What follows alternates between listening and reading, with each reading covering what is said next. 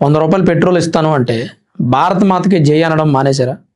Line में है ना, चलो भाई, भारत माता की जय ऐसा मत बोलो मेरी जान। मुसलमान हमेशा आगे रहा, हिंदुस्तान पे जब भी मुसीबत आई हिंदुस्तान में मुसलमान आगे रहा। ये मत यहाँ पर रिलीजियस मत लाओ, आप लोग रिलीजियस मत लाओ। यहाँ पर हिंदू मुसलमान सब एक है। चलो right right, Swiggy Swiggy Swiggy देख के लो भाई, दे रहे भाई, दे रहे भाई, स्विगी स्विगी वालों के लिए मेरी जान, स्विगी स्विगी। హాయ్ ఫ్రెండ్స్, అందరికీ నమస్కారం. హైదరాబాద్లో జరిగినటువంటి ఘటన ఇది. ఓ బంకులో సయ్యద్ అనే వ్యక్తి అందరికీ పెట్రోల్ ఫ్రీగా పంచుతున్నాడు.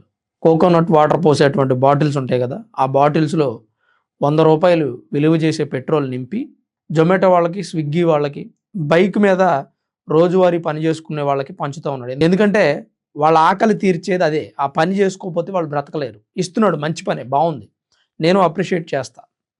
కానీ ఇతను మాట్లాడిన మాటలు కొంత బాధ అనిపిస్తాయి.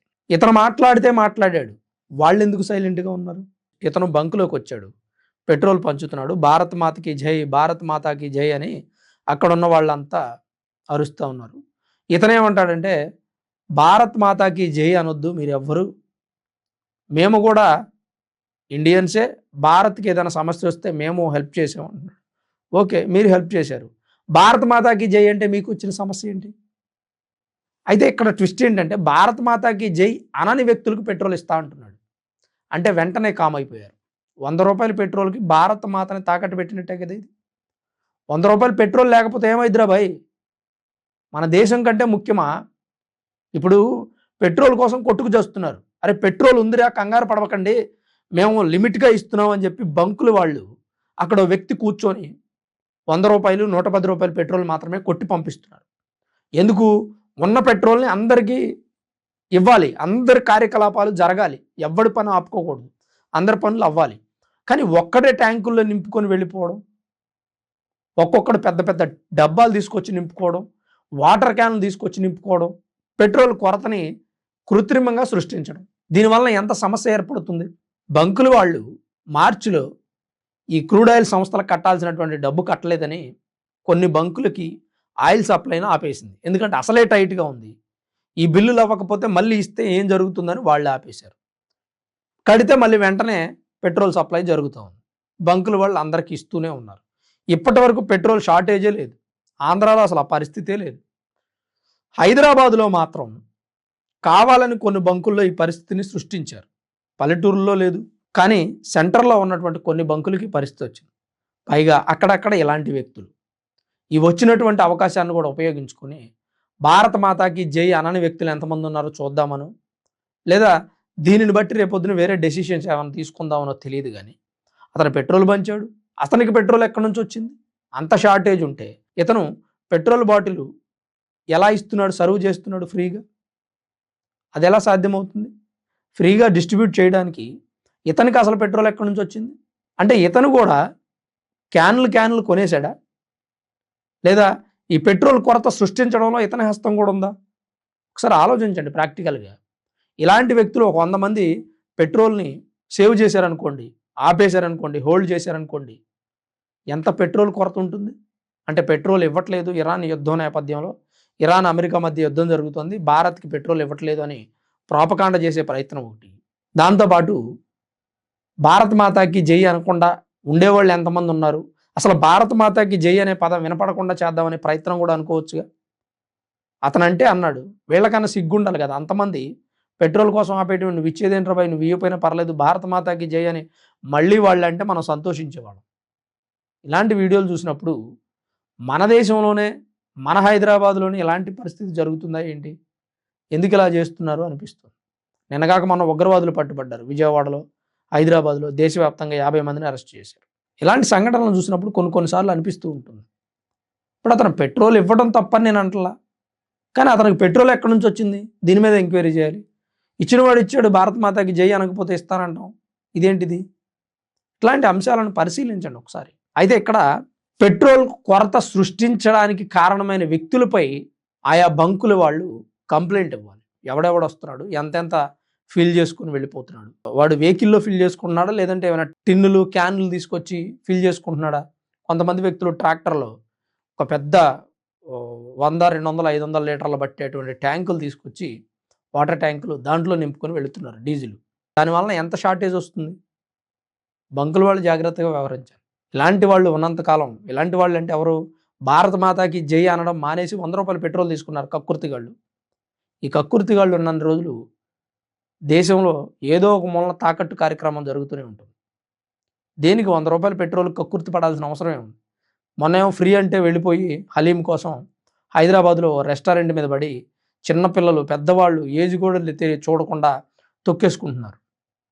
ఎక్కువ మంది హిందువులే ఉన్నారు అందులో. మళ్ళీ ఆ రెస్టారెంట్ వాడు ఏదో ఫ్రీ హలీం అని పెట్టాడు ఆ రెస్టారెంట్ని ఫేమస్ చేసుకోవడానికి. ఫ్రీ అనగానే అన్నీ మర్చిపోతారు, ఇక ఇల్లు ఒళ్ళు అన్నీ మర్చిపోయి దారుణంగా మీద పడి తొక్కేసుకుంటూ రెస్టారెంట్లో హలీం తీసుకునే ప్రయత్నం చేశారు. దాని మీద కూడా నేను ప్రీవియస్ వీడియోలో చెప్పాను. ఇప్పుడు ఈ పెట్రోల్ విషయం, తొక్కేసుకొని చచ్చిపోతేనేమో law and order problem, police వాళ్ళు ఏం సెక్యూరిటీ ఇస్తున్నారు అంటారు. ఒక్క ప్రాణం పోయినా ఆ హలీం రోజు పరిస్థితి అంత దారుణంగా ఉండేది. కాస్తైనా సెల్ఫ్ రెస్పాన్సిబిలిటీ పాటిస్తున్నారు. ఏమని? నాకు పెట్రోల్ అయిపోతే రేపు నా వెహికల్ తిరగదు, నేను ఎలా పని చేయాలి, ఎలా ఉద్యోగానికి వెళ్ళాలి అనే బాధ్యత మీకుంది. మరి అలానే దేశంలో ఉన్న ప్రతి ఒక్కడికి ఆ బాధ్యత ఉంటుంది కదా. అందరూ సమానంగా తీసుకొని బ్రతకాలి కదా. నువ్వు ఒక్కడవే బ్రతికితే సరిపోతుందా? పోనీ నువ్వు ఒక 100 లీటర్ల పెట్రోల్ హోల్డ్ చేసుకున్నావండి, తీసుకెళ్ళిపోయి ఇంట్లో పెట్టుకున్నావు.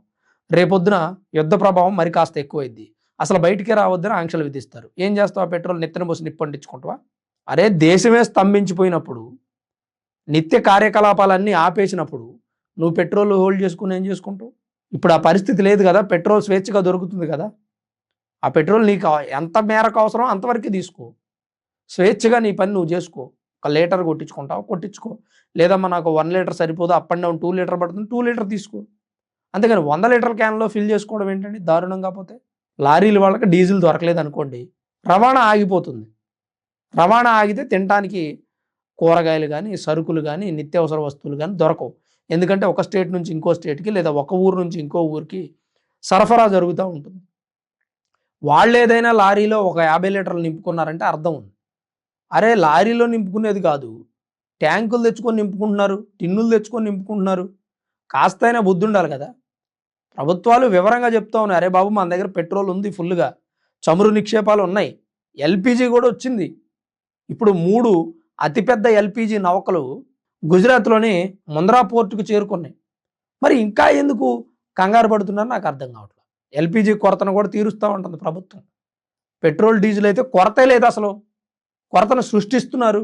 ఈ కొరతలో భాగంగా పెట్రోల్ లేకపోతే ఏమైపోతామనే ఉద్దేశంతో దేశం మీద భక్తిని కూడా వదిలేసి భారత మాతాకి జై అనడం మానేసి ₹100 కోసం భారత మాతను తాకట్టు పెట్టేసి పెట్రోల్ తీసుకొని వెళ్ళిపోతున్నారు. ఇది ప్రస్తుతం మన దేశంలో ఉన్నటువంటి పరిస్థితి. వీళ్ళు నిజంగా దేశానికి యుద్ధం వస్తే, దేశం ప్రమాదంలో పడితే ఎంత మాత్రం సహకరిస్తారని చెప్పుకోవచ్చు. యుద్ధం ప్రత్యక్షంగా మన మీద ప్రమాదం చూపలేకపోయినా పరోక్షంగా చూపుతుంది. ఈ సమయంలోనే సంయమనం పాటించి అందరూ కలిసికట్టుగా నడవాలని ప్రధాని పిలుపునిచ్చారు. అది వదిలేసి ₹100 పెట్రోల్ కోసం భారత మాతను వదిలేశారు.